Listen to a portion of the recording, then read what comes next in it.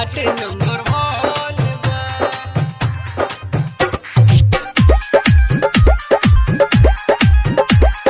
सरिया के घाट नंबर 1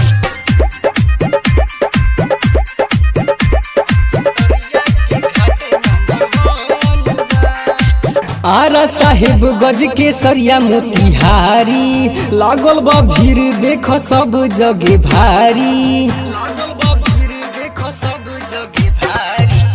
आरा गोपाल गज के सरिया मोतिहारी लागल बा भीड़ देख सब जगह भारी सब बरत के बरत पसंद बा भइल के तना सजावट निमन बा हई के सरिया के घाट नंबर 1 बा भइल के तना सजावट निमन बा हई के सरिया के घाट नंबर 1 बा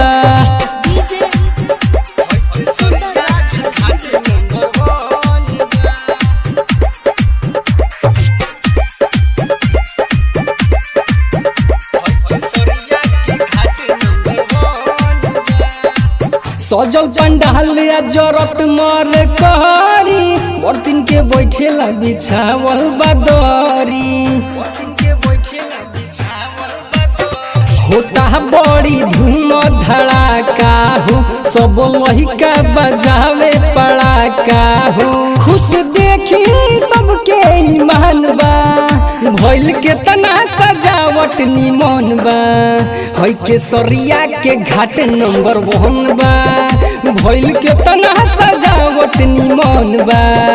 हई के सरिया के घाट नंबर 1 बा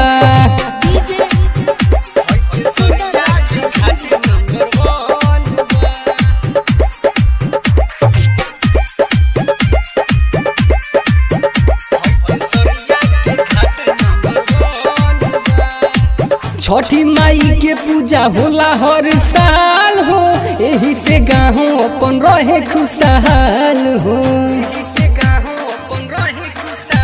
बाजे डीजे पहनी के गाना हो नाचे सुमन सुबन से जवाना हो कुनाल लेंसर न रुके एको क्षण बा भइल के तना सजावट निमन बा